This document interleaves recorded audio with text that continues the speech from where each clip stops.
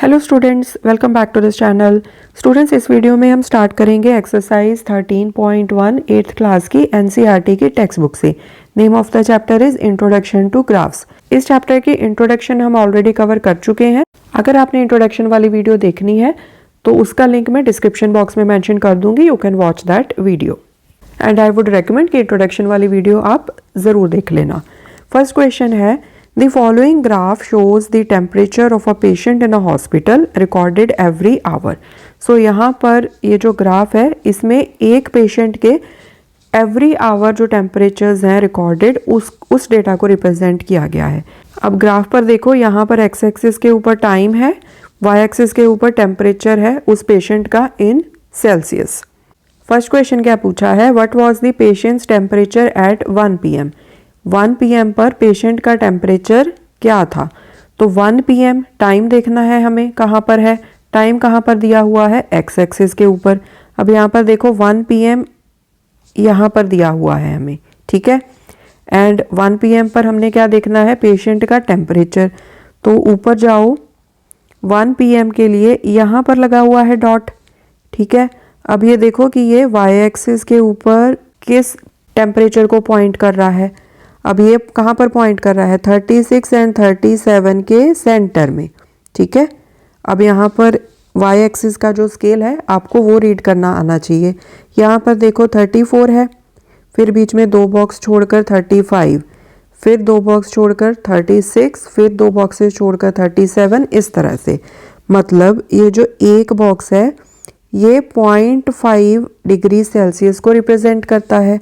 आधा प्लस आधा मिलके 1 बनेगा, तभी 34 प्लस 0.5 प्लस 0.5 यहाँ पर बन जाएगा 35 2 बॉक्सेस के बाद, ठीक है।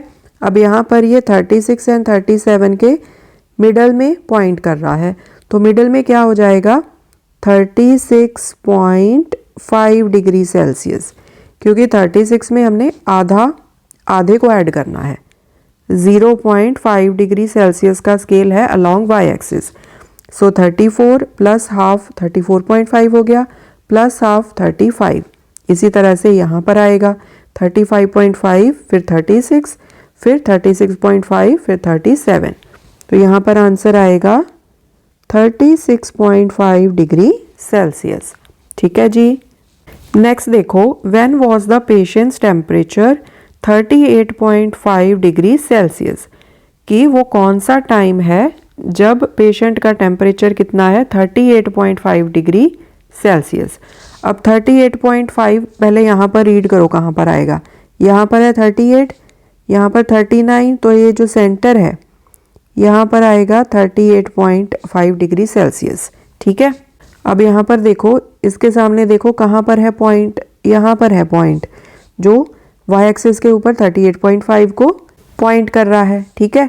अब इसके लिए आप नीचे जाओ, यहाँ से देखो नीचे गए तो यहाँ पर क्या है 12 नून, तो आंसर क्या आएगा 12 noon, okay. Third part, the patient's temperature was the same 2 times during the period given, what were these 2 times. उन्होंने बोला है कि जो भी यहाँ पर गिवन पीरियड है ना टाइम का, जिसके लिए यहाँ पर पेशेंट के टेम्परेचर्स को रिप्रेजेंट किया गया है, 2 टाइम ऐसे हैं जहाँ पर पेशेंट का टेम्परेचर जो है वो सेम है। आपने वो टाइम्स बताने हैं। सो अगर किसी 2 टाइम्स के लिए टेम्परेचर सेम है तो मतलब यहाँ पर ग्राफ के ऊपर वो पॉइंट्स क्या करेंगे, एक ही टेम्परेचर को पॉइंट करेंगे। अब यहाँ पर देखो ये वाला पॉइंट, ये वाला पॉइंट, ये तो अलग अलग को पॉइंट कर रहे हैं, अलग अलग टेम्परेचर्स को। ये पॉइंट ये भी अलग अलग को पॉइंट कर रहे हैं, अलग अलग टेम्परेचर्स को। बट जो ये वाले 2 पॉइंट्स हैं, ये वाला पॉइंट एंड ये वाला पॉइंट, ये दोनों ही देखो यहाँ पर वाई एक्सिस के ऊपर सेम ही टेम्परेचर को पॉइंट करेंगे। बाकी के सभी जो पॉइंट्स हैं वो अलग अलग टेम्परेचर को पॉइंट कर रहे हैं, ठीक है। एंड यही वाले 2 पॉइंट्स हैं जो वाई एक्सिस के ऊपर एक सेम टेम्परेचर को पॉइंट कर रहे हैं, ठीक है। अब देखो कि ये टाइम्स कौन कौन से हैं, इसको देखो नीचे 1 PM, इसको नीचे लेके आओ 2 PM। सो यहाँ पर आंसर क्या आ जाएगा कि ये वाले 2 टाइम्स हैं 1 PM एंड 2 PM। इन दोनों टाइम्स के ऊपर जो पेशेंट का टेम्परेचर है वो सेम है। नेक्स्ट देखो, what was the temperature at 1:30 PM, how did you arrive at your answer. So 1:30 PM कहाँ पर आएगा, यहाँ पर देखो 9 AM 10 AM, सो 9 से 10 1 घंटे का है ना बीच में गैप, एंड यहाँ पर 2 बॉक्सेस कवर किए गए हैं, मतलब ये जो एक बॉक्स है, एक बॉक्स वो हाफ एन आवर को रिप्रेजेंट करता है, मतलब 30 मिनट्स को। सो यहाँ सेंटर में कितना आएगा 9:30 AM, देन 10, यहाँ पर 10:30, यहाँ पर फिर 11, 11:30, देन यहाँ पर 12:30, फिर 1 आ गया, फिर यहाँ पर सेंटर में क्या आएगा 1:30, 1:30 PM। तो इसके लिए आप यहाँ पर ऊपर जाओ, यहाँ पर ये इस पॉइंट को रिप्रेजेंट करता है, ठीक है, एंड ये पॉइंट अब कौन सा टेम्परेचर दिखा रहा है, यहाँ पर इधर को लेके जाओगे ना, इसको वाई एक्सिस पर मिलाओगे, तो वाई एक्सिस के ऊपर ये 36 एंड 37 के सेंटर में जा रहा है यहाँ पर। तो यहाँ पर क्या है, एक बॉक्स कंप्लीट हो रहा है, एक बॉक्स मैंने आपको पहले भी बताया था कि 0.5 डिग्री सेल्सियस को रिप्रेजेंट कर रहा है, तो यहाँ पर आ जाएगा 36.5। सो यहाँ पर टेम्परेचर आप लिखोगे 36.5 डिग्री सेल्सियस। ओके, टेम्परेचर है ना तो डिग्री सेल्सियस आपने लिखना है साथ में। And how did you arrive, वो आपने यहाँ पर दिखा ही दिया, उनको अच्छे से दिखा देते हैं हम प्रॉपरली मार्किंग्स करके, ठीक है। मैं दोबारा से अच्छे से स्ट्रेट लाइंस बना देती हूँ यहाँ पर। सो आपने क्या करना है, इसको यहाँ पर राउंड लगा दो, एरो लगा दिया 1:30 PM का, फिर आपने इसको ऊपर इस तरह से मिला दिया, फिर यहाँ पर इस तरह से आप पॉइंट लगा दो, एंड फिर इस पॉइंट को आप यहाँ पर ज्वाइन करके दिखा दो, एंड फिर इसको सर्कल कर दो। तो यहाँ पर थोड़ी सी कम है स्पेस, तो मैं यहाँ पर लिख देती हूँ दिस इज 36.5। जब आंसर लिखोगे तो साथ में डिग्री सेल्सियस लगा देना। ओके, सो इस तरह से आपने उनको दिखा दिया कि आप किस तरह से इस टेम्परेचर, मतलब जो आपका कंक्लूजन है, जो आपका आंसर है, उस तक कैसे पहुंचे। Okay ji.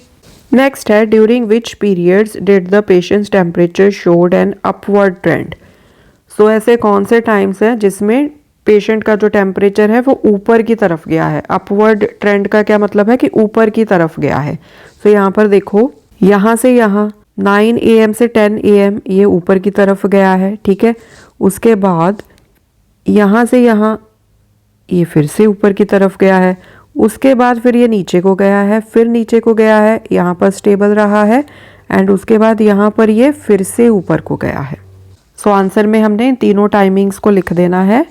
9 AM to 10 AM, इसके लिए ये यहाँ पर 9 AM को रिप्रेजेंट करता है, ये पॉइंट 10 AM को। सो 9 AM से 10 AM के बीच, फिर 10 AM से 11 AM तक, ठीक है। यहाँ पर फिर से ऊपर की तरफ जा रहा था, तो ये लिख दिया 10 AM to 11 AM। फिर यहाँ पर ये 2 PM को रिप्रेजेंट करता है, ये पॉइंट 3 PM को। सो 2 PM to 3 PM। ओके, ये जो डी पार्ट है ना, जिसमें उन्होंने बोला था कि how did you arrive at your answer, तो हमने यहाँ पर इस तरह से लाइंस एंड प्रॉपर मार्किंग करके अपना आंसर शो किया है। इसी चीज़ को आप लिख के वर्डिंग में यहाँ पर साथ में लिख सकते हो। ओके जी, सो ये हो गया आपका फर्स्ट क्वेश्चन। सेकेंड क्वेश्चन है, the following line graph shows the yearly sales figures for a manufacturing company. So यहाँ पर एक मैन्युफैक्चरिंग कंपनी की ईयरली कितनी कितनी सेल्स हो रही हैं वो यहाँ पर शो की गई हैं। एक्स एक्सिस के ऊपर ईयर्स 2002 से 2006 तक यहाँ पर उन्होंने दिखाया है, एंड सेल्स इन करोर्स, मतलब 2 करोड़ 4 करोड़ 6 करोड़ इस तरह से 12 करोड़ तक की उन्होंने मार्किंग की है। फर्स्ट क्वेश्चन पूछा है, what were the sales in 2002 and 2006।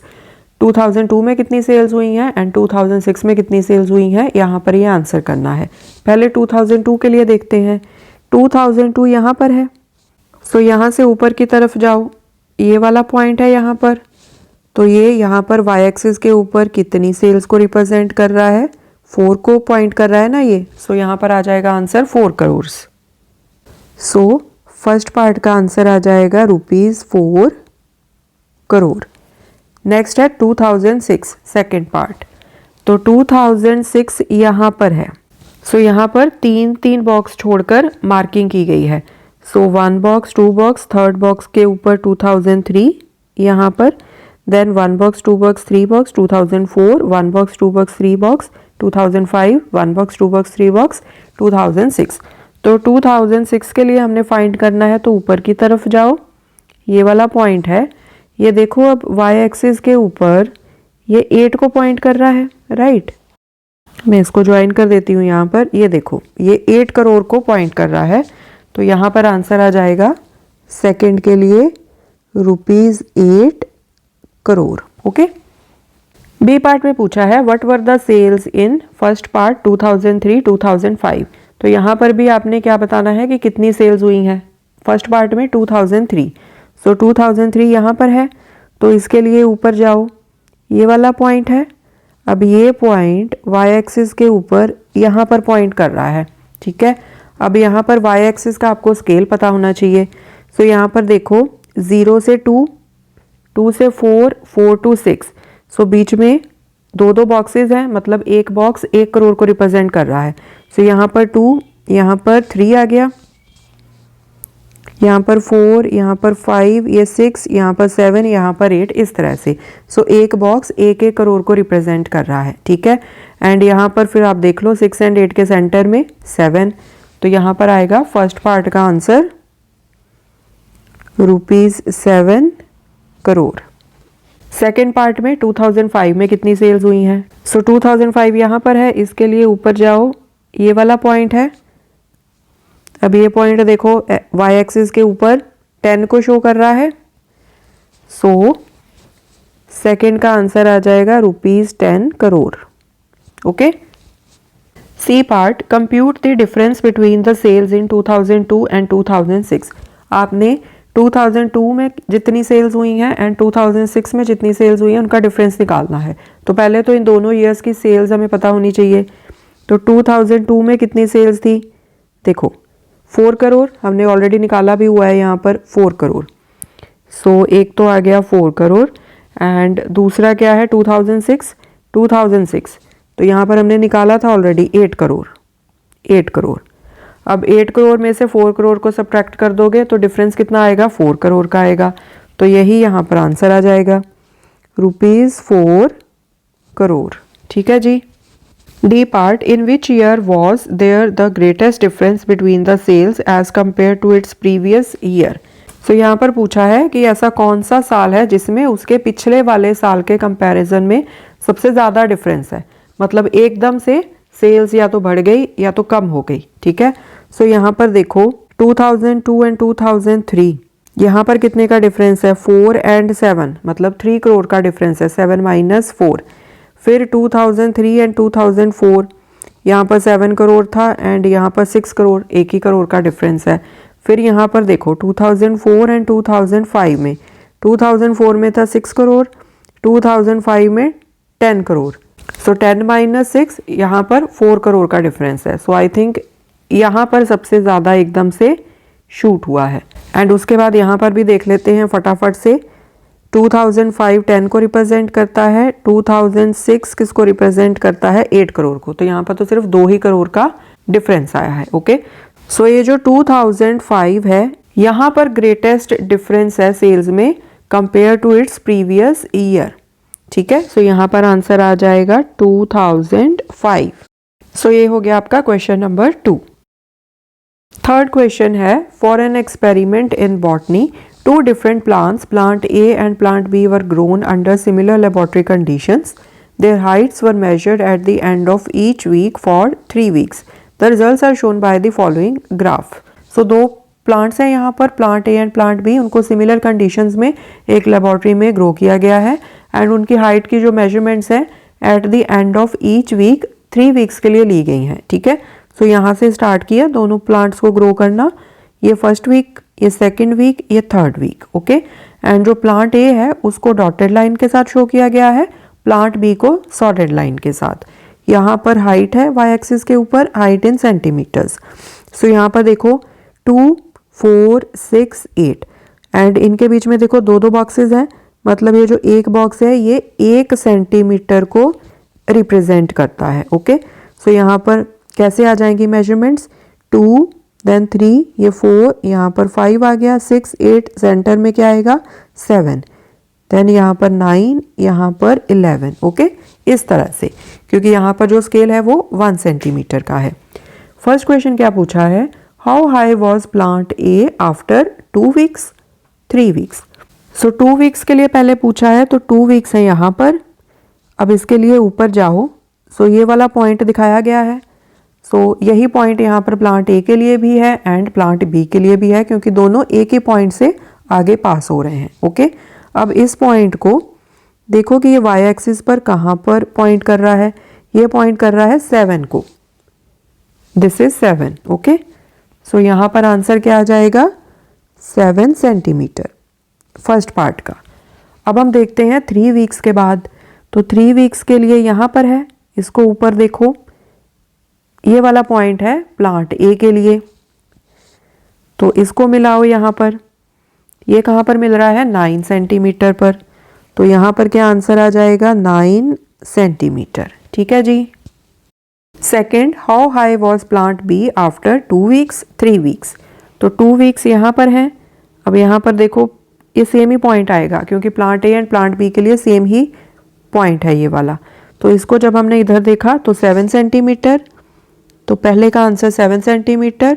फिर 3 वीक्स के लिए देखो, 3 वीक्स का पॉइंट यहाँ पर है, इसको ऊपर लेके जाओ, प्लांट बी का पॉइंट यहाँ पर है। अब इसको जब आप देखोगे इधर, तो ये 10 सेंटीमीटर को पॉइंट कर रहा है, तो यहाँ पर आंसर आ जाएगा 10 सेंटीमीटर सेकेंड पार्ट का। ओके, नेक्स्ट है, how much did plant A grow during the 3rd week, कि 3rd वीक में प्लांट ए ने कितना ग्रो किया।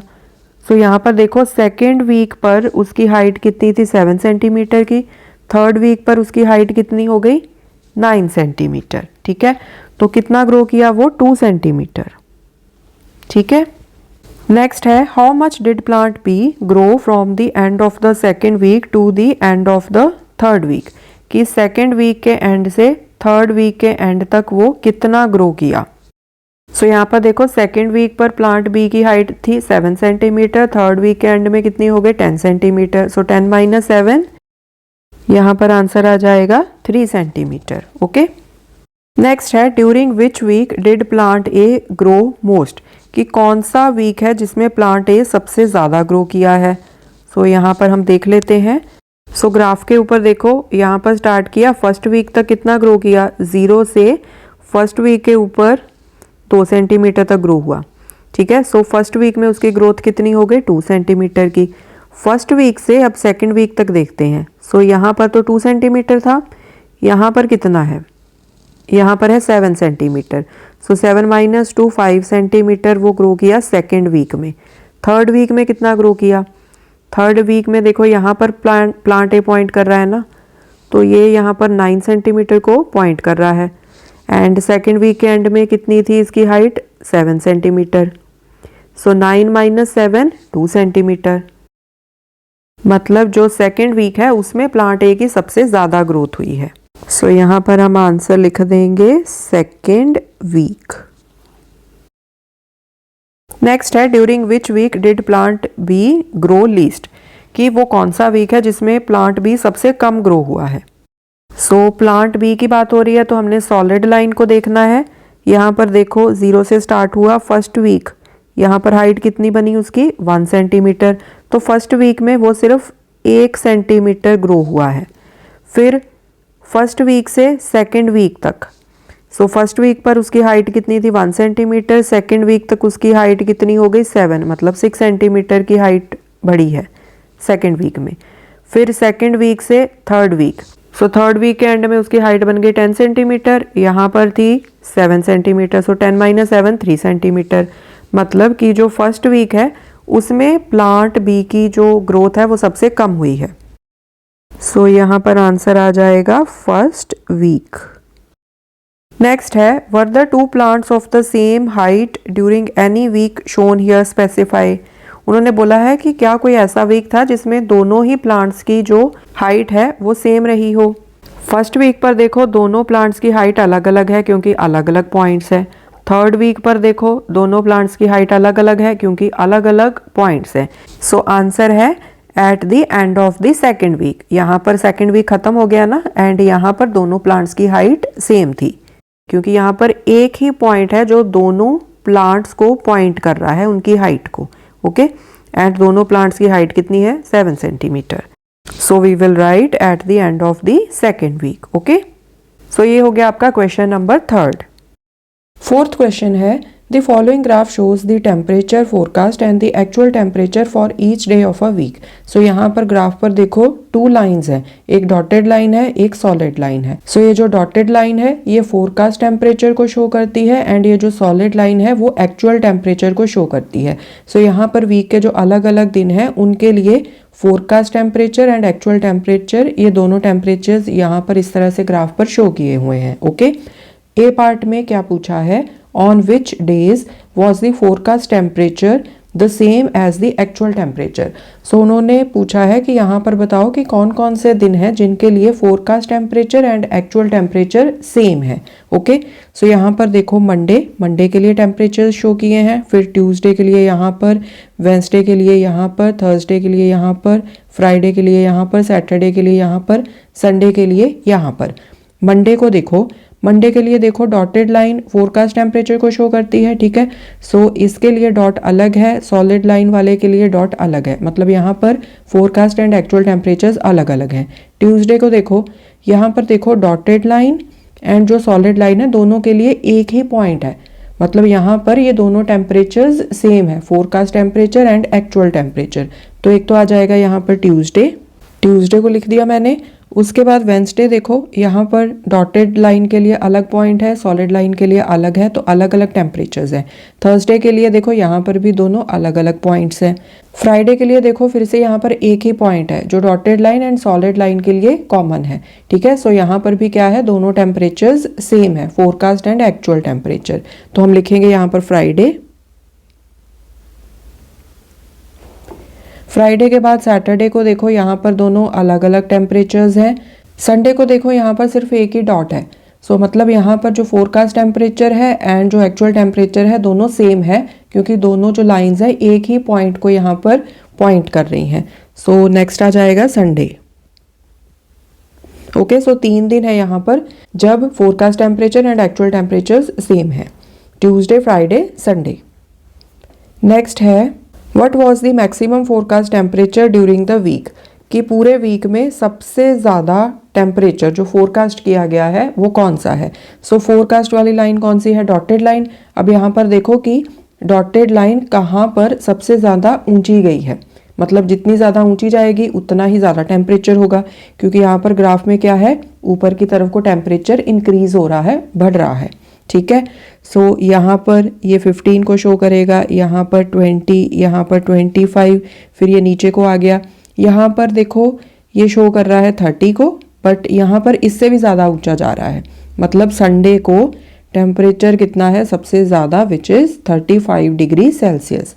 तो यहाँ पर आंसर क्या आएगा? 35 degree Celsius. Okay, C part में पूछा है what was the minimum actual temperature during the week. So यहाँ पर आपने बताना है कि वीक में जो मिनिमम एक्चुअल टेम्परेचर है वो क्या है, उसकी वैल्यू कितनी है.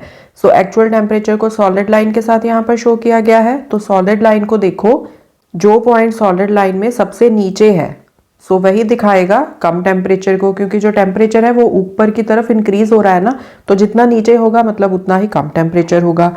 सो यहाँ पर देखो यहाँ से स्टार्ट हो रही है सॉलिड लाइन, सो अभी ये ऊपर जा रही है और ऊपर, फिर यहाँ पर नीचे आई है, यहाँ पर एंड यहाँ पर. ये देखो ये वाला पॉइंट एंड ये वाला पॉइंट, ये दोनों सेम टेम्परेचर को दिखा रहे हैं यहाँ पर. ठीक है, उसके बाद जो ये वाला पॉइंट है यहाँ पर फिर से ऊपर को चला गया ये, एंड यहाँ पर फिर से ऊपर को चला गया. तो मतलब बाकी सारे टेम्परेचर्स जो है एक्चुअल टेम्परेचर्स वो ज़्यादा है, इन 2 पॉइंट्स पर जो है वो मिनिमम टेम्परेचर है. टेम्परेचर कितना है? 15 डिग्री सेल्सियस. सो ये यहाँ पर आंसर आ जाएगा सी पार्ट का. नेक्स्ट है on which day did the actual temperature differ the most from the forecast temperature. यहाँ पर पूछा है कि वो कौन सा दिन है जहाँ पर actual temperature and forecast temperature में सबसे ज़्यादा डिफरेंस है. तो यहाँ पर देखो सभी दिनों के लिए देखो, जहाँ पर जो पॉइंट्स है एक फोरकास्ट वाले टेम्परेचर को दिखाएगा, एक एक्चुअल टेम्परेचर को दिखाएगा. जहाँ पर दोनों पॉइंट्स में ज़्यादा डिफरेंस है वही दिन आएगा इस क्वेश्चन का आंसर. सो यहाँ पर देखो एक पॉइंट यहाँ पर है, एक पॉइंट यहाँ पर है, यहाँ पर तो सेम ही पॉइंट है दोनों टेम्परेचर्स के लिए, तो इसको छोड़ दो। यहाँ पर देखो, यहाँ पर देखने से पता चल रहा है कि यहाँ से तो यहाँ पर ज़्यादा डिफरेंस है दोनों पॉइंट्स में। एक पूरा बॉक्स है एंड दूसरा भी पूरा बॉक्स है, मतलब दो बॉक्सेस का डिफरेंस है। यहाँ पर सिर्फ एक बॉक्स का डिफरेंस था। यहाँ पर देखो एक पॉइंट यहाँ पर है, एक पॉइंट यहाँ पर 3 बॉक्सेस का डिफरेंस है, तो मतलब ये इन दोनों से भी ज़्यादा डिफरेंस है, तो इन दोनों को छोड़ दो। अभी इसको ले लो आप। नेक्स्ट देखो, यहाँ पर तो देखो दोनों टेम्परेचर्स सेम ही टेम्परेचर को पॉइंट करने हैं, एक्चुअल भी एंड फोरकास्ट भी। इसको छोड़ दो। यहाँ पर आओ सैटरडे के लिए, यहाँ पर 2 बॉक्सेस का डिफरेंस है इन दोनों टेम्परेचर्स में, तो यहाँ पर तो 3 का था, ठीक है, तो इसको भी छोड़ दो। यहाँ पर तो ये दोनों सेम ही टेम्परेचर्स को शो कर रहे हैं, फोरकास्ट एंड एक्चुअल सेम ही है। सो मतलब ये जो थर्सडे है, थर्सडे के लिए फोरकास्ट एंड एक्चुअल टेम्परेचर में सबसे ज़्यादा डिफरेंस है, तो यहाँ पर आंसर लिख देंगे थर्सडे। ठीक है जी। सो ये हो गया आपका क्वेश्चन नंबर 4। नेक्स्ट है 5th question, use the tables below to draw linear graphs. So यहाँ पर जो टेबल्स दे रखे हैं आपको, उसके लिए आपने लीनियर ग्राफ्स बनाने हैं। ए पार्ट में ये वाला टेबल दिया है आपको, the number of days a hill side city received snow in different years. So यहाँ पर आपको 4 ईयर्स दे रखे हैं, 2003, 2004, 2005, 2006 एंड इन ईयर्स में ये जो हिल साइड सिटी है वहाँ पर कितने नंबर ऑफ डेज के लिए स्नोफॉल हुआ है वो यहाँ पर आपको डाटा गिवन है। ओके, तो इसके लिए बनाते हैं हम ग्राफ। सो ग्राफ पेपर के ऊपर पहले हमने एक्स एक्सिस को एंड वाई एक्सिस को प्लॉट कर लेना है। ठीक है, कोई भी ग्राफ प्लॉट करना है तो हमने X axis and Y axis को पहले ड्रॉ करना होता है। अब यहाँ पर देखो एक्स एक्सिस के ऊपर हम ले लेते हैं ईयर्स को। ये वाले जो 4 हमने ईयर्स यहाँ पर शो करने हैं, एक्स एक्सिस पर हम इनको शो कर देंगे। एंड ये जो डेज हैं 8, 10, 5, 12, इनको हम रिप्रेजेंट कर देंगे वाई एक्सिस के ऊपर। सो यहाँ पर आप लिख दो डेज, यहाँ पर आप लिख दो ईयर्स। ओके, अब यहाँ पर देखो 2003, 4, 5, 6 4 ही साल हमने रिप्रेजेंट करने हैं ना, तो ग्राफ थोड़ा खुला खुला बन जाए तो उसके लिए मैं यहाँ पर 2-2 ब्लॉक्स छोड़कर इनकी मार्किंग कर देती हूँ। सो दिस इज 2003, फिर मैंने 2 ब्लॉक्स को छोड़ के लिख दिया 2004 को, फिर मैंने 2 ब्लॉक्स को छोड़ के लिख दिया 2005, फिर 2 ब्लॉक्स को छोड़ के मैंने लिख दिया 2006। सो यहाँ पर, यहाँ पर, यहाँ पर एंड यहाँ पर। आप चाहो तो एक एक ब्लॉक का गैप लेके भी बना सकते हो, उसमें कोई प्रॉब्लम नहीं है, वो बिल्कुल ठीक है। मैंने इसलिए 2-2 ब्लॉक्स का गैप ले लिया ताकि स्क्रीन पर आपको थोड़ा खुला खुला अच्छे से दिख जाए। ठीक है, अब यहाँ पर हमने डेज के लिए स्केल लेना है। सो यहाँ पर देखो सबसे छोटा नंबर हमने 5 रिप्रेजेंट करना है, सबसे बड़ा नंबर 12। तो अगर हम एक एक का भी स्केल लेंगे, मतलब एक एक का भी गैप लेंगे यहाँ पर, तो 12 बॉक्सेस ही यूज होंगे ना, तो 1 से ही मार्किंग स्टार्ट कर देते हैं। सो 1, 2, 3, 4, 5, 6, 7, 8, 9, 10, 11, 12। मैंने यहाँ पर ये जो छोटी छोटी लाइंस लगाई हैं ना, ये मैंने इसलिए लगाई हैं ताकि जब आप इस वीडियो को देखो तो आपको अच्छे से क्लियरली विजिबल हो। ठीक है जी। सो 2003 के लिए 8 को मार्क करना है, दिस इज 2003, तो 8 तक ले जाओ, 8 तक यहाँ पर आएगा। सो यहाँ पर आपने एक पॉइंट लगा देना है। नेक्स्ट 2004 के लिए 10, सो 2004 के लिए 10 यहाँ पर आ जाएगा। ठीक है, ये देखो ये 10 को पॉइंट कर रहा है। नेक्स्ट है 2005 के लिए 5, सो यहाँ पर है 2005, तो 5 तक आप जाओगे, यहाँ पर पॉइंट लग जाएगा। ये देखो ये यहाँ पर 5 को पॉइंट कर रहा है। 2006 के लिए 12, यहाँ पर 2006 है, इसको ऊपर ले जाओ तो यहाँ पर दिस इज 12। ठीक है, ये देखो 12 को पॉइंट कर रहा है। ओके, अब आपने सभी पॉइंट्स लगा दिए। अब आपने सीक्वेंस में इन सभी पॉइंट्स को मिलाना है स्ट्रेट लाइंस के साथ। तो आप स्केल लोगे, स्केल लेके अच्छे से आपने स्ट्रेट लाइंस लगानी है। ठीक है, फ्री हैंड टेढ़ी मेढ़ी लाइंस आपने नहीं लगानी। सो यहाँ पर ध्यान क्या रखना है आपने कि पॉइंट्स को आपने सीक्वेंस में ज्वाइन करना है। 2003 का पॉइंट 2004 वाले पॉइंट के साथ, then 2004 to 5, then 2005 to 2006। Okay, साथ में हमने यहाँ पर स्केल लिख देना है, स्केल अलोंग वाई एक्सिस। अब वाई एक्सिस के अलोंग हमने क्या स्केल लिया है, ये जो एक बॉक्स है मतलब एक यूनिट है, ये एक दिन को रिप्रेजेंट करता है ना, so 1 unit is equal to 1 day along X axis. यहाँ पर हमने कैसे शो किया है अपना स्केल, यहाँ पर देखो 2 बॉक्सेस के लिए हमने 1 साल को लिया है, यहाँ पर 2 बॉक्सेस छोड़ के हमने 2004 मार्क किया है ना, यहाँ पर 2003 है, मतलब ये जो 2 यूनिट्स हैं ये बनाती हैं 1 ईयर। सो आप इसको इस तरह से भी लिख सकते हो स्केल को, 2 units is equal to 1 year. अगर 1 यूनिट की फॉर्म में लिखना है तो कैसे लिखोगे, 1 unit is equal to half year, ठीक है। सो 1 यूनिट आधे साल को दिखाएगी, 2 यूनिट्स मिलकर दिखा देंगी 1 साल को, ओके। सो आप किसी भी वे से लिख सकते हो। सो इस तरह से आपका अभी ये ग्राफ हो जाता है कंप्लीट। बी पार्ट में population in thousands of men and women in a village in different years. So यहाँ पर आपको ईयर्स दिए हैं, उसके लिए number of men and number of women, 2 अलग अलग डेटा आपने रिप्रेजेंट करना है। एक नंबर ऑफ मेन का डेटा रिप्रेजेंट करेंगे आप, एक नंबर ऑफ वुमेन का। तो यहाँ पर आपके 2 अलग अलग लाइन ग्राफ्स बनेंगे। तो इन दोनों लाइन ग्राफ्स को बनाने के लिए हम अलग अलग कलर का यूज कर लेंगे, या फिर एक सॉलिड लाइन लगा लो, दूसरी डॉटेड लाइन लगा दो, ओके, ताकि डिफ्रेंशिएट कर पाओ आप कि कौन सा ग्राफ किस चीज को रिप्रेजेंट कर रहा है, ठीक है। तो स्टार्ट करते हैं हम अपना ग्राफ बनाना। सो यहाँ पर देखो हमने X axis and Y axis को प्लॉट कर लिया। ये जो ईयर्स हैं ये हम एक्स एक्सिस पर शो कर देंगे, एंड ये जो नंबर्स हमने रिप्रेजेंट करने हैं ये बेसिकली है क्या, पॉपुलेशन इन थाउजेंड्स। तो इसको रिप्रेजेंट कर देंगे हमें यहाँ पर वाई एक्सिस पर। तो साथ में हमने यहाँ पर लिखना है पॉपुलेशन ब्रैकेट में इन थाउजेंड्स, ठीक है जी।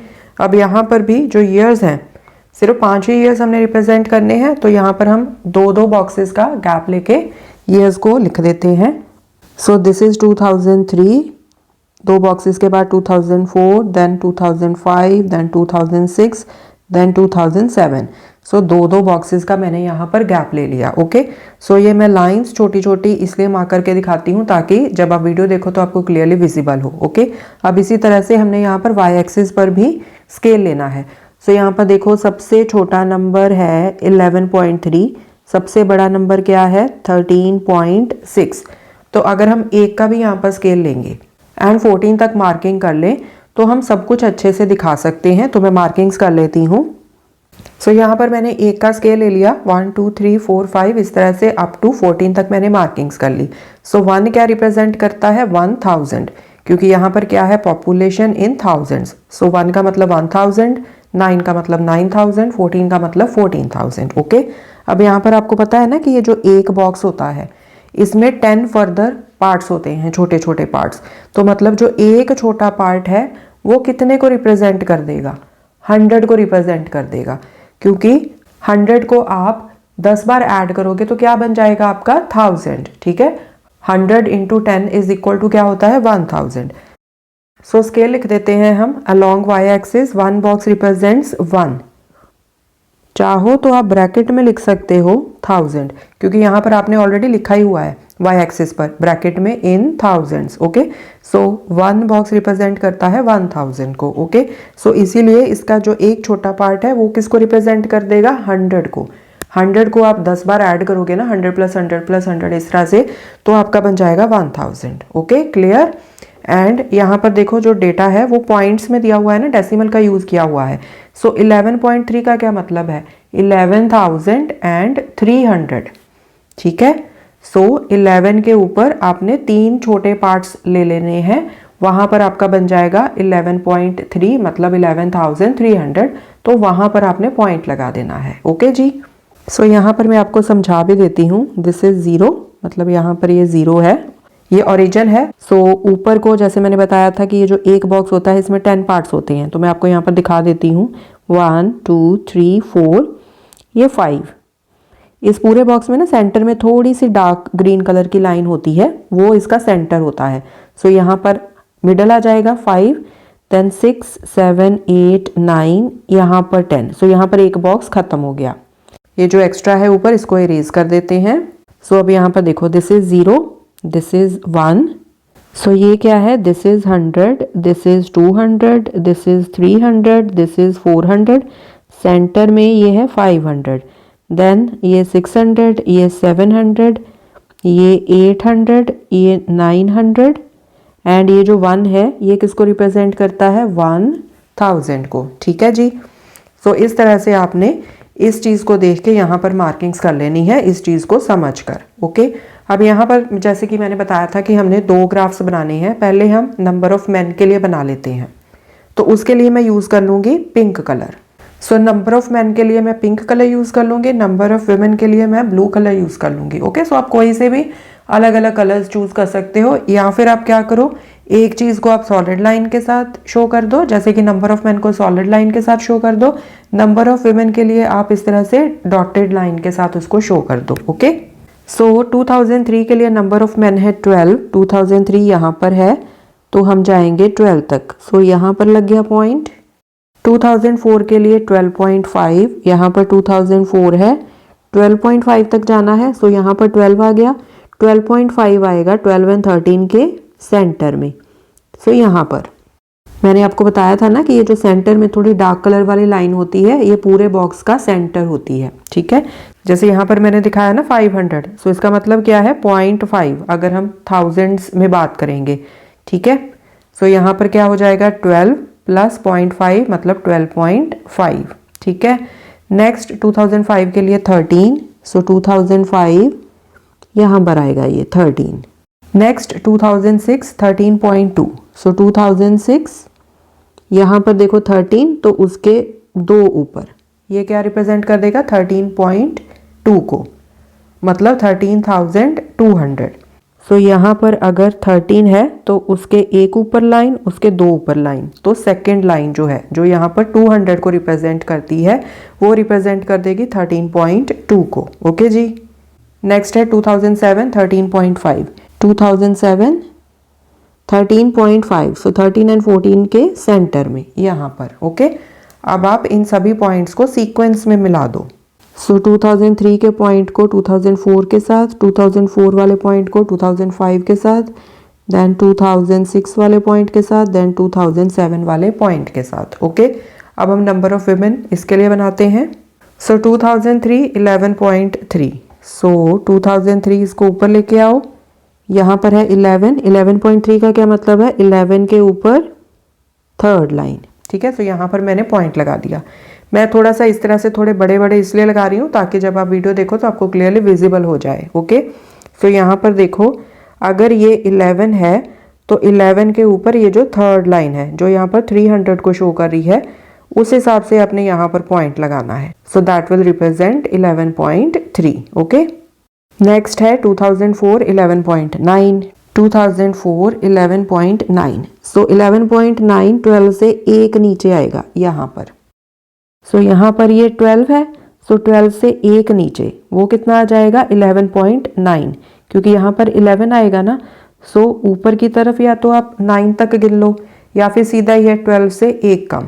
सो दिस इज 11.9, ये जो 900 लिखा है ना यहाँ पर आएगा 11.9। ओके, नेक्स्ट 2005 के लिए 13, सो 2005 के लिए 13, ये देखो सेम ही पॉइंट है मैन के लिए भी एंड वुमेन के लिए भी। नेक्स्ट है 2006 13.6, 2006 13.6, सो ये 13.6 है ना, तो 13.5 यहाँ सेंटर में आएगा उसके एक ऊपर। ठीक है, सो यहाँ पर देखो दिस इज 13, दिस इज 14, ये सेंटर आ गया 13.5 एंड उसके एक ऊपर ये जो 600 वाली लाइन है ना यहाँ पर आ जाएगा 13.6। ओके, 2007 के लिए 12.8, 2007 के लिए 12.8, तो 13 तक चले जाते हैं हम। 13 कहाँ पर है, 13 यहाँ पर है, उससे दो कम, ये आ जाएगा 12.8। सो यहाँ पर 13 है, 13 से एक कम 12.9, दो कम 12.8। ठीक है जी, अब इन सभी पॉइंट्स को सीक्वेंस में मिला दो। फर्स्ट पॉइंट को सेकंड के साथ, सेकंड को थर्ड पॉइंट के साथ, इसको फोर्थ पॉइंट के साथ, इसको फिफ्थ पॉइंट के साथ। ओके, यहाँ पर साथ में एक्स एक्सिस का स्केल भी लिख देते हैं अलोंग एक्स एक्सिस। यहाँ पर देखो हमने दो बॉक्सेस छोड़कर लिखा है ना नेक्स्ट ईयर, 2003 के बाद हमने दो बॉक्सेस छोड़े हैं, फिर हमने लिखा है 2004, मतलब 2 units is equal to 1 year. तो आप स्केल ऐसे लिख सकते हो 2 units is equal to 1 year. अगर 1 यूनिट की फॉर्म में लिखना है तो आप इस तरह से भी लिख सकते हो 1 unit is equal to half year. अगर 2 यूनिट्स एक साल को रिप्रेजेंट कर रही हैं, मतलब 1 यूनिट किसको रिप्रेजेंट करेगी फिर हाफ ईयर को। ओके, सो इस तरह से आप बॉक्स बना के भी रिप्रेजेंट कर सकते हो, इस तरह से यूनिट लिख के भी लिख सकते हो। ठीक है, सो बॉक्स का बेसिकली वही मतलब होता है कि एक यूनिट की हम बात कर रहे हैं। ओके, सो इस तरह से आपका ये ग्राफ भी होता है कंप्लीट। सिक्स्थ क्वेश्चन है, a courier person cycles from a town to a neighbouring suburban area to deliver a parcel to a merchant.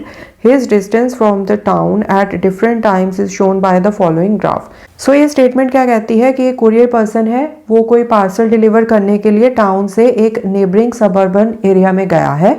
And ये जो ग्राफ है ये क्या रिप्रेजेंट करता है, अलग अलग टाइम के ऊपर उसका डिस्टेंस फ्रॉम द टाउन, मतलब कि अलग अलग टाइम्स के ऊपर वो टाउन से कितना दूर जाता गया. ओके, सो ये यहाँ पर बताया गया है. सो ए पार्ट में क्या पूछा है, what is the scale taken for the time axis. So यहाँ पर आपने बताना है कि ये जो टाइम वाली एक्सिस है, मतलब ये जो एक्स एक्सिस है, यहाँ पर क्या स्केल लिया है. यहाँ पर है 8 AM, 8 AM से स्टार्ट हुआ, यहाँ पर है 9 AM. अब बीच में देखो कितने बॉक्सेस हैं, 1 बॉक्स, 2 बॉक्स, 3 बॉक्स, 4 बॉक्स. तो मतलब 1 घंटे के लिए उन्होंने 4 बॉक्सेस को लिया है. ठीक है, अब हमने निकालना है कि एक बॉक्स किसको रिप्रेजेंट करता है. अब 1 घंटे में कितने मिनट्स होते हैं, 60 मिनट्स होते हैं ना. तो 60 को 4 से डिवाइड कर दो, 60 डिवाइडेड बाय 4, तो ये कितना आएगा, 4 1 ज़ा 4, 2 बच गए, साथ में 0, सो 4 5 ज़ा 20. सो यहाँ पर आप दो तरीके से आंसर लिख सकते हो. एक तो जैसे मैंने आपको यहाँ पर बताया कि ये जो एक यूनिट है, मतलब ये जो एक बॉक्स है वो 15 मिनट्स को रिप्रेजेंट करता है. तो हम यहाँ पर इस तरह से लिख सकते हैं, 1 unit is equal to 15 minutes, या फिर 15 मिनट्स को आप और कैसे लिख देते हो, 1/4 ऑफ एन आवर. इस तरह से भी आप लिख सकते हो. या फिर जैसे कि यहाँ पर दिख ही रहा है कि जो 4 यूनिट्स हैं, मतलब ये जो 4 ब्लॉक्स हैं, ये मिलके 1 आवर को रिप्रेजेंट करते हैं. तो आप इस तरह से भी लिख सकते हो, 4 units is equal to 1 hour. Okay. Second है, how much time did the person take for the travel, कि उस पर्सन ने ट्रैवल करने के लिए, मतलब अपने डेस्टिनेशन तक पहुंचने के लिए कितना टोटल टाइम लिया उसने. सो देखो वो यहाँ से स्टार्ट हुआ 8 AM से, एंड यहाँ पर वो डेस्टिनेशन पर पहुंचा. तो अगर आप इसको नीचे लेके आओ तो देखो ये कौन से टाइम को शो कर रहा है. यहाँ पर देखो, ये मैंने आपको बताया था ना कि एक एक बॉक्स 15-15 मिनट को रिप्रेजेंट कर रहा है. सो यहाँ पर हो गए 11:15, यहाँ पर हो गया 11:30 AM, राइट. सो 8 AM से 11:30 AM तक कितना टाइम आएगा, 3.5 आवर्स. सो यहाँ पर देखो 9 तक 1 घंटा हो गया, यहाँ तक 2 आवर्स, यहाँ तक 3 आवर्स, यहाँ पर हाफ एन आवर और ऐड हो गया. सो 3.5 आवर्स. सो 3.5 आवर्स भी लिख सकते हो, आप इस तरह से भी लिख सकते हो, 3 hours and 30 minutes. Okay. Next है, how far is the place of the merchant from the town. So यहाँ पर पूछा गया है कि जो मर्चेंट की प्लेस है वो टाउन से कितनी दूर है. सो ये है डेस्टिनेशन जहाँ पर वो गया कुरियर वाला. तो यहाँ पर ये देखो ये किसको रिप्रेजेंट कर रहा है, 22. तो यहाँ पर उसने स्टार्ट किया था ना 0 से, टाउन से स्टार्ट किया था. तो ये कितना दूर है उसका डेस्टिनेशन, 22 किलोमीटर्स. ये किलोमीटर्स थे ना, तो यहाँ पर आंसर आ जाएगा 22 किलोमीटर्स. नेक्स्ट है, did the person stop on his way explain. अब आपने बताना है कि क्या वो पर्सन रास्ते में कहीं पर रुका, एंड अगर वो रुका है तो एक्सप्लेन करो कि आपने कैसे फाइंड आउट किया कि वो रुका हुआ है. सो अब यहाँ पर देखो 8 से 9 उसकी मूवमेंट हो रही है, क्योंकि ये जो लाइन है ये ऊपर की तरफ बढ़ रही है. 9 से 10 फिर ये ऊपर की तरफ बढ़ रही है, मतलब वो चलता जा रहा है एंड डिस्टेंस को कवर करता जा रहा है.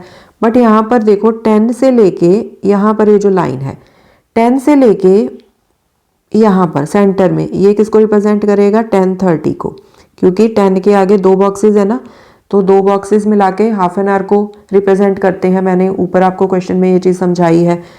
सो 10 से लेके 10:30 AM तक उसने कोई भी डिस्टेंस कवर नहीं किया. यहाँ पर देखो ये वाला जो पॉइंट है ये भी 16 किलोमीटर्स को रिप्रेजेंट करेगा, एंड जो ये वाला पॉइंट है ये भी 16 किलोमीटर्स को ही रिप्रेजेंट करेगा. मतलब यहाँ पर वो चला नहीं है, उसने यहाँ पर स्टॉप लिया है. ओके. सो हम लिख देंगे, yes this is indicated by the horizontal line between 10 AM to 10:30 AM. So यहाँ पर 10 AM से लेके 10:30 AM तक बिल्कुल हॉरिजॉन्टल लाइन है, ना ऊपर को गई है ना नीचे को गई है. तो मतलब यहाँ पर उसने स्टॉप लिया, उसने कोई भी डिस्टेंस यहाँ पर कवर नहीं किया. ओके. नेक्स्ट देखो, during which period did he ride fastest, कि वो कौन सी ड्यूरेशन है, कौन सा पीरियड है जिसमें वो सबसे ज़्यादा फास्ट चला है. सो यहाँ पर हम देख लेते हैं 8 से 9 के बीच में. 8 पर देखो 0 किलोमीटर पे था, 9 पर वो 10 किलोमीटर में था, तो मतलब 1 घंटे में उसने 10 किलोमीटर्स को कवर किया, यहाँ लिख लेते हैं रफली। फिर देखो 9 से 10 तक उसने कितना डिस्टेंस कवर किया, 9 पर तो देखो वो 10 किलोमीटर पे था, 10 पर वो था 16 किलोमीटर पे, सो 16 माइनस 10 6 किलोमीटर्स। नेक्स्ट 10 टू 11 का देख लो, सो 10 पर वो था 16 किलोमीटर, 11 पर वो कहाँ पर था, सो 11 को यहाँ पर देख लेते हैं, सो ये आएगा 18 एंड 20 के सेंटर में, मतलब 19 किलोमीटर आ गया। सो 19 माइनस 16 3 किलोमीटर का डिस्टेंस कवर किया। फिर 11 एंड ये जो लास्ट पॉइंट था डेस्टिनेशन वाला 11:30 के लिए 11:30 AM, ये मैंने ऊपर आपको ग्राफ में बताया भी था कि ये 11:30 आएगा, ठीक है। सो 11 एंड 11:30 के बीच में उसने कितना डिस्टेंस कवर किया, सो 19 यहाँ पर था 11 के लिए, 11:30 के लिए कितना था 22, सो 22 माइनस 19 ये भी 3 किलोमीटर्स आएगा, राइट। सो मतलब सबसे ज़्यादा उसने डिस्टेंस कवर किया है between 8 AM and 9 AM। So यहाँ पर हम लिख देंगे between 8 AM and 9 AM, okay. So ये हो गया क्वेश्चन नंबर 6। नेक्स्ट है question number 7, can there be a time temperature graph as follows, justify your answer. So यहाँ पर आपको 4 ग्राफ्स दिए हैं, आपने बताना है कि क्या ये टाइम टेम्परेचर ग्राफ्स हो सकते हैं एंड आपने अपना आंसर रीजन देके जस्टिफाई करना है। फर्स्ट ग्राफ को देख लेते हैं पहले। एक्स एक्सिस के ऊपर टाइम है, वाई एक्सिस के ऊपर टेम्परेचर को रिप्रेजेंट किया गया है एंड इस तरह से हमारा ये ग्राफ है, स्ट्रेट लाइन में ये इस तरह से आगे बढ़ता जा रहा है, इस तरह से, ठीक है। अब ये पॉसिबल है, जैसे कि आप दिन की एग्जांपल ले लो, यहाँ पर 8 AM से स्टार्ट हो गया, 8 AM 9 AM 10 AM 11 AM, तो जैसे जैसे धूप बढ़ती जाएगी वैसे वैसे टेम्परेचर भी इंक्रीज होता जाएगा, राइट। सो 8 AM यहाँ पर कम टेम्परेचर है, फिर 9 AM के लिए थोड़ा ज़्यादा हो गया, 10 के लिए और ज़्यादा हो गया। सो इस तरह से जैसे जैसे टाइम बढ़ता जा रहा है टेम्परेचर इंक्रीज होता जा रहा है। सो यस, ये वाला जो ग्राफ है दैट इज़ पॉसिबल। सो यहाँ पर हम लिख देंगे यस, मतलब ये टाइम टेम्परेचर ग्राफ पॉसिबल है। Here temperature is increasing with time, so यहाँ पर टाइम के साथ साथ टेम्परेचर इंक्रीज हो रहा है। सेकेंड ग्राफ देखो, यहाँ पर ये टाइम है, यहाँ पर ये टेम्परेचर है। अब यहाँ पर क्या है कि ग्राफ नीचे की तरफ जा रहा है, मतलब जैसे जैसे टाइम इंक्रीज हो रहा है टेम्परेचर कम हो रहा है। सो ये भी पॉसिबल है। फिर से हम वही धूप वाली एग्जाम्पल ले लेते हैं। सो जैसे जैसे धूप कम होती जाएगी तो वैसे वैसे क्या होगा, टेम्परेचर भी कम होता जाता है, राइट। सो जैसे एग्जांपल ले लेते हैं कि 4 PM पर टेम्परेचर था 35 डिग्री, 5 PM पर कम होकर कितना हो गया 30 डिग्री, 6 PM पर कितना हो गया 25 डिग्री, 7 PM पर और कम हो जाएगा, ठीक है। तो मतलब क्या है कि जैसे जैसे टाइम बढ़ता जा रहा है टेम्परेचर डिक्रीज हो रहा है। तो यस, ये वाला टाइम टेम्परेचर ग्राफ भी पॉसिबल है। सो यहाँ पर हम लिख देंगे yes, here temperature is decreasing with time. Third देखो, सो यहाँ पर क्या है, इस तरह से बिल्कुल वर्टिकल स्ट्रेट लाइन है यहाँ पर। अब इसका मतलब क्या है कि एक पर्टिकुलर टाइम के ऊपर, क्योंकि ये जो स्ट्रेट लाइन है, स्ट्रेट वर्टिकल लाइन, ये ऑल द टाइम, आप कहीं पर भी इस लाइन को पॉइंट कर लो, यहाँ पर यहाँ पर यहाँ पर यहाँ पर, ये सभी पॉइंट्स एक ही पर्टिकुलर टाइम को पॉइंट कर रहे हैं, ठीक है। सो इसका मतलब क्या है कि एक पर्टिकुलर टाइम के ऊपर अलग अलग टेम्परेचर्स है। सो 9 AM के ऊपर 5 डिग्री सेल्सियस भी टेम्परेचर है, 35 डिग्री भी है, 45 डिग्री भी है। अब ये सिनेरियो तो पॉसिबल नहीं होता ना, एक ही टाइम के ऊपर अलग अलग टेम्परेचर्स कैसे हो सकते हैं। सो ये सिनेरियो पॉसिबल नहीं है। सो थर्ड का आंसर हो जाएगा नो, ओके। नेक्स्ट देखो, अब यहाँ पर क्या है, इस तरह से स्ट्रेट हॉरिजॉन्टल लाइन है यहाँ पर, तो इसका क्या मतलब है कि अलग अलग टाइम्स के ऊपर टेम्परेचर सेम है। अब ये भी सिनेरियो पॉसिबल है। अब आप देख लो, अपने बॉडी टेम्परेचर को ही देख लो, 2 PM पर जितना हमारा टेम्परेचर होगा अपनी बॉडी का, अगर आप उसको 4 o'clock पर मेजर करोगे तो हो सकता है कि आपका बॉडी टेम्परेचर सेम ही हो। अगर आप फिट एंड फाइन है, कोई इशू नहीं है, तो आपका बॉडी टेम्परेचर वो मेंटेन्ड रहेगा, कांस्टेंट रहेगा, ठीक है। सो इस तरह से ये वाला सिनेरियो भी पॉसिबल है। सो यहाँ पर हम लिख देंगे yes, here temperature remains constant. So students, ये होगी आपकी एक्सरसाइज 13.1। आई होप क्वेश्चंस आपको अच्छे से समझ में आए होंगे। More questions we will solve in the coming videos. Thanks for watching, take care.